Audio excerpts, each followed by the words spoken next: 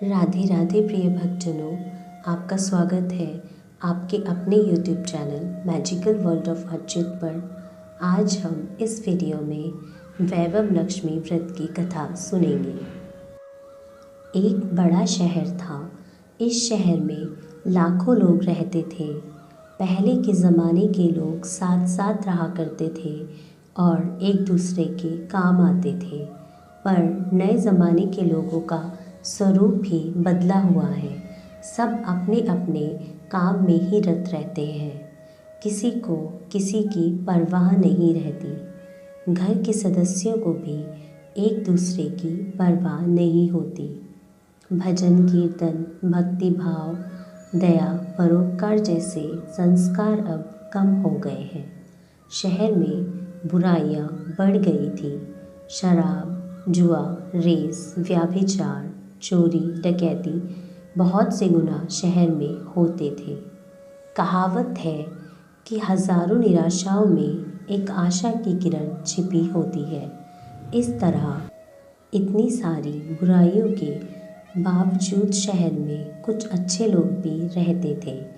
ऐसे ही अच्छे लोगों में सीता और उसके पति की गृहस्थी मानी जाती थी। सीता धार्मिक प्रवृत्ति की और संतोषी स्त्री थी। उसका पति भी विवेकी और सुशील था। सीता और उसका पति ईमानदारी से जीते थे। वे किसी की बुराई भी नहीं करते और प्रभु भजन में अच्छी तरह समय व्यतीत कर रहे थे। उनकी गृहस्थी आदर्श गृहस्थी थी और शहर के लोग उनकी गृहस्थी की सराहना करते थे। सीता की गृहस्थी इसी तरह खुशी खुशी चल रही थी, पर कहा जाता है कि कर्म की गति अटल होती है। विधाता के लिखे लेख कोई नहीं समझ पाता। इंसान का नसीब पल भर में राजा को रंक बना देता है और रंक को राजा। सीता के पति के पूर्व जन्मों के कर्म भोगने के लिए बाकी रह गए थे कि वह बुरे लोगों से दोस्ती कर बैठा। वह जल्द से जल्द करोड़पति बनने के ख्वाब देखने लगा। इसलिए वह गलत संगत पर गलत रास्ते में चला गया और करोड़पति बनने की बजाय रोड़पति बन गया। यानी रास्ते पर भटकते भिखारी जैसी उसकी हालत हो गई थी। शहर में शराब, जुआ, रेस, चरस, गांजा वगैरह बुराइयां फैली हुई थी। उनमें सीता का पति भी फंस गया। दोस्तों के साथ उसे भी शराब की आदत हो गई। जल्द पैसे वाला बनने के लालच में दोस्तों के साथ रेस, जुआ भी खेलने लगा। इस तरह बचाई हुई धनराशि, पत्नी के गहने, सब कुछ जुए में गंवा दिए। इसी तरह एक वक्त ऐसा भी था कि वह सुशील पत्नी सीता के साथ मज़े में रहता था और प्रभु भजन में सुख शांति में जीवन व्यतीत करता था। उसके बजाय अब घर में दरिद्रता और भुखमरी फैल गई। सुख से खाने की बजाय 2 वक्त भोजन के लाले पड़ गए। सीता को पति की गालियाँ खाने का वक्त आ गया था। सीता सुशील और संस्कारी स्त्री थी। उसको पति के बर्ताव से बहुत दुख हुआ, किंतु उसने भगवान पर भरोसा करना नहीं छोड़ा। वह दुख सहने लगी। कहा जाता है सुख के पीछे दुख और दुख के पीछे सुख आता ही है। इसलिए दुख के बाद सुख आएगा ही आएगा, ऐसी आशा के साथ सीता प्रभु भक्ति में लीन रहने लगी। इस तरह सीता असहाय दुख सहते सहते प्रभु भक्ति में समय बिताने लगी। अचानक एक दिन दोपहर को उनके द्वार पर किसी ने दस्तक दी। सीता सोच में पड़ गई कि मुझ जैसे गरीब के घर इस वक्त कौन आ गया। फिर भी द्वार पर आए हुए अतिथि का आदर सत्कार करना चाहिए। ऐसे आर्य धर्म के संस्कार वाली सीता ने खड़े होकर द्वार खोला। देखा तो सामने एक बूढ़ी माँ जी खड़ी थी। वे बड़ी उम्र की थी, किंतु उनके चेहरे पर अलौकिक तेज दिख रहा था। उनकी आंखों से मानो अमृत बह रहा हो। उनका भव्य चेहरा करुणा और प्यार से चमकता था। उनको देखते ही सीता के मन में अपार शांति छा गई। वैसे सीता इन मांझी को पहचानती नहीं थी, फिर भी उनको देखकर सीता की रोम रोम में आनंद छा गया। सीता मांझी को आदर के साथ घर में ले आई। घर में बिठाने के लिए कुछ भी नहीं था। सीता ने सकुचाकर एक फटी चादर पर उनको बिठाया। मांझी ने कहा, क्यों सीता, मुझे पहचाना नहीं? सीता ने सकुचाकर कहा, माँ, आपको देखकर बहुत खुशी हो रही है, बहुत शांति प्रतीत हो रही है। ऐसा लगता है मैं बहुत दिनों से जिसे ढूंढ रही थी वे आप ही हैं, पर मैं आपको पहचान नहीं पाई। मांझी ने हंसकर कहा, क्यों, भूल गई? हर शुक्रवार को लक्ष्मी जी के मंदिर में भजन कीर्तन होते हैं, तब मैं भी वहाँ आती हूँ। वहाँ हम हर शुक्रवार को मिलते हैं। पति जब से गलत रास्ते पर चला गया, तब से सीता बहुत दुखी हो गई और दुख की मारी वह लक्ष्मी जी के मंदिर में भी नहीं जाती थी। बाहर के लोगों के साथ नज़र मिलाते भी उसे शर्म लगती थी। उसने दिमाग पर जोर दिया, पर यह मांझी याद नहीं आ रही थी। तभी मांझी ने कहा, तू लक्ष्मी जी के मंदिर में कितने मधुर भजन गाती थी, अभी तो दिखाई नहीं देती थी, इसलिए मुझे लगा कि कहीं तू बीमार तो नहीं हो गई। ऐसा सोचकर मैं तुझसे मिलने चली आई हूँ। मांझी के अति प्रेम भरे शब्दों से सीता का हृदय पिघल गया। उसकी आंखों में आंसू आ गए। मांझी के सामने वह बिलख बिलख कर रोने लगी। यह देखकर मांझी सीता की नज़दीक सरकी और उसकी सिसकती पीठ पर प्यार भरा हाथ फेरकर सांत्वना देने लगी। मांझी ने कहा, बेटी, सुख और दुख तो धूप और छाँव के समान होते हैं। सुख के पीछे दुख आता है तो दुख के पीछे सुख भी आता ही है। धैर्य रख बेटी और अपनी परेशानी मुझे बता। तेरा मन भी हल्का हो जाएगा और तेरे दुख का कोई उपाय भी निकल आएगा। मांझी की बात सुनकर सीता के मन को बहुत शांति मिली। उसने मांझी से कहा, माँ, मेरी गृहस्थी में भरपूर सुख और खुशियाँ थी। मेरे पति भी सुशील थे। भगवान की कृपा से पैसे में भी हमें बहुत संतोष था। हम शांति से गृहस्थी चलाते ईश्वर भक्ति में अपना जीवन व्यतीत कर रहे थे। यकायक हमारा भाग्य हमसे रूठ गया। मेरे पति की बुरी लोगों से दोस्ती हो गई। बुरी संगति की वजह से वे शराब, जुआ, रेस, चरस, गांजा वगैरह खराब आदतों के शिकार हो गए और उन्होंने सब कुछ गंवा दिया। हम रास्ते के भिखारी जैसे हो गए। यह सुनकर मांझी ने कहा, सुख के पीछे दुख और दुख के पीछे सुख आता ही रहता है। ऐसा भी कहा जाता है कि कर्म की गति न्यारी होती है। हर इंसान को अपने कर्म भुगतने ही पड़ते हैं। इसलिए तू चिंता मत कर, अब तू अपने कर्म भुगत चुकी है। अब तुम्हारे सुख के दिन अवश्य लौटेंगे। तू तो माँ लक्ष्मी की अनन्य भक्त है। माँ लक्ष्मी जी तो प्रेम और करुणा की अवतार है। वे अपने भक्तों पर हमेशा ममता रखती हैं। इसलिए तू धैर्य रखकर माँ लक्ष्मी जी का व्रत कर। इससे सब कुछ ठीक हो जाएगा। माँ लक्ष्मी जी का व्रत करने की बात सुनकर सीता के चेहरे पर चमक आ गई। उसने पूछा, माँ, लक्ष्मी जी का व्रत कैसे किया जाता है? मुझे समझाइए, मैं यह व्रत अवश्य करूँगी। मांझी ने कहा, बेटी, माँ लक्ष्मी का व्रत बहुत सरल है। उसे वरलक्ष्मी व्रत या वैभव लक्ष्मी व्रत भी कहा जाता है। यह व्रत करने वाले की सभी मनोकामनाएं पूर्ण होती हैं। वह सुख संपत्ति और यश प्राप्त करता है। ऐसा कहकर मांझी वैभव लक्ष्मी व्रत की विधि बताने लगी। बेटी, वैभव लक्ष्मी व्रत वैसे तो सीधा साधा व्रत ही है, किंतु कई लोग यह व्रत गलत तरीके से करते हैं, अतः उसका फल नहीं मिलता।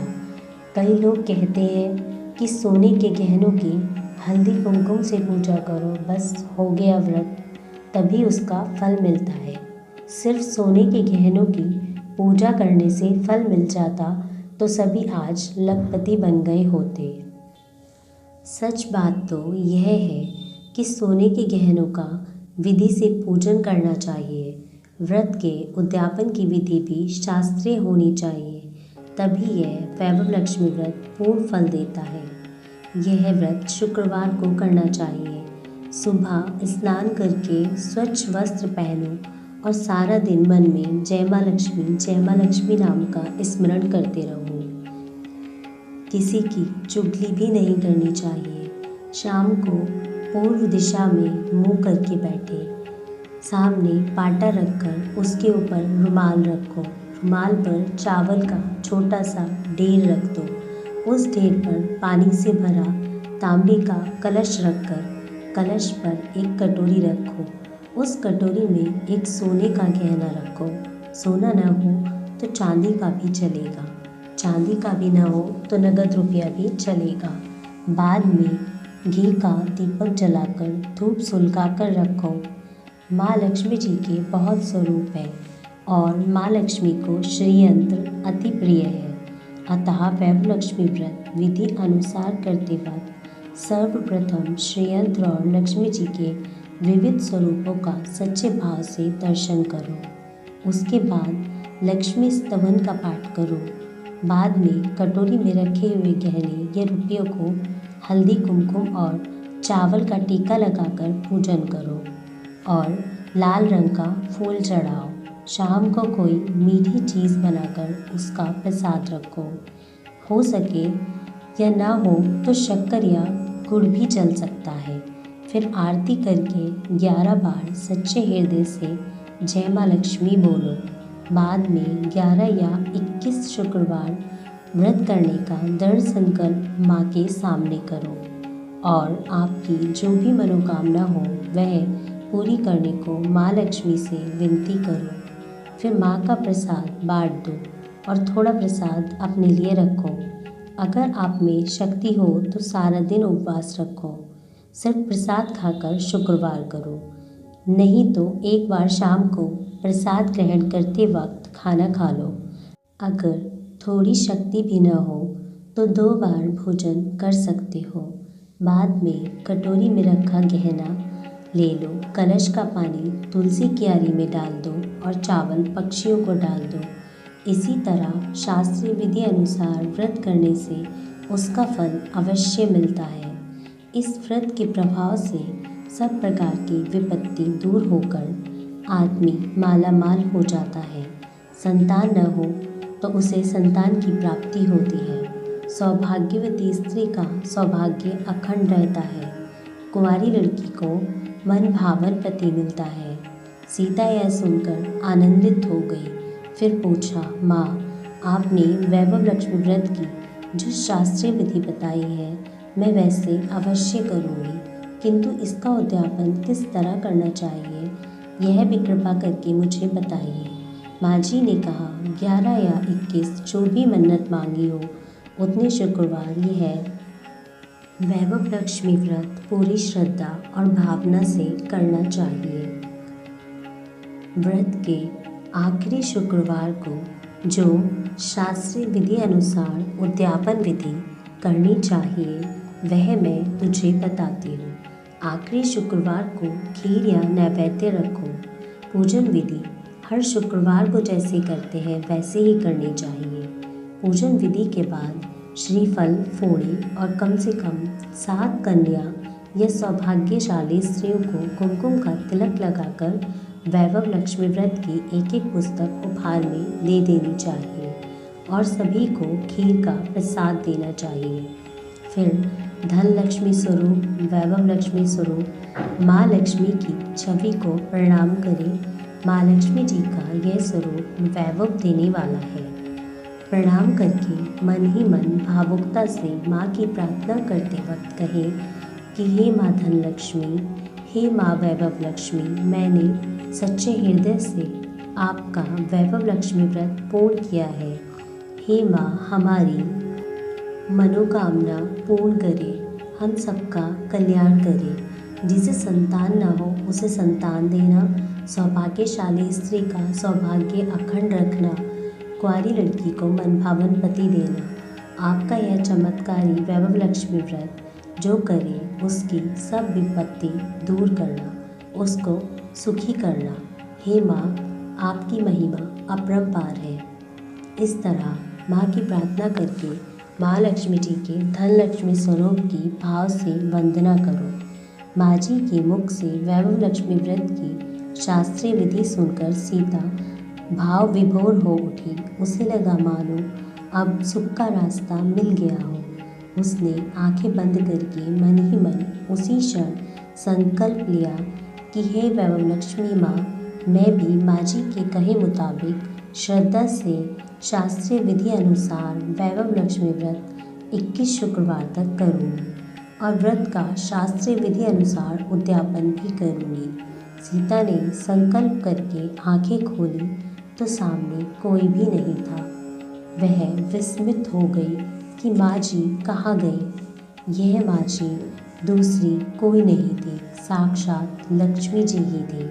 सीता लक्ष्मी जी की भक्त थी, इसीलिए अपने भक्त को रास्ता दिखाने के लिए माँ लक्ष्मी माँ जी का रूप धारण करके सीता के पास आई थी। दूसरे दिन शुक्रवार था। सवेरे स्नान करके स्वच्छ कपड़े पहनकर सीता मन ही मन श्रद्धा से और पूरे भाव से जय माँ लक्ष्मी का मन ही मन सुमिरन करने लगी। सारा दिन किसी की चुगली नहीं की। शाम हुई तब हाथ पांव मुंह धोकर सीता पूर्व दिशा में मुख करके बैठी। घर में पहले सोने के बहुत से गहने थे, पर पति ने गलत रास्ते पर चलकर सभी गिरवी रख दिए थे।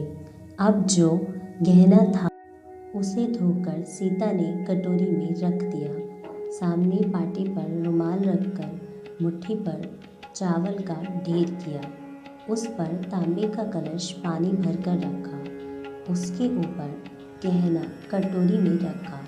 फिर माँ जी ने जैसे कहा था वैसे ही शास्त्रीय विधि अनुसार वंदन, स्तवन, पूजन वगैरह किया और घर में थोड़ी शक्कर थी, वह प्रसाद के रूप में रखकर वैभव लक्ष्मी व्रत किया। यह प्रसाद पहले पति को खिलाया। प्रसाद खाते ही पति के स्वभाव में फर्क पड़ गया।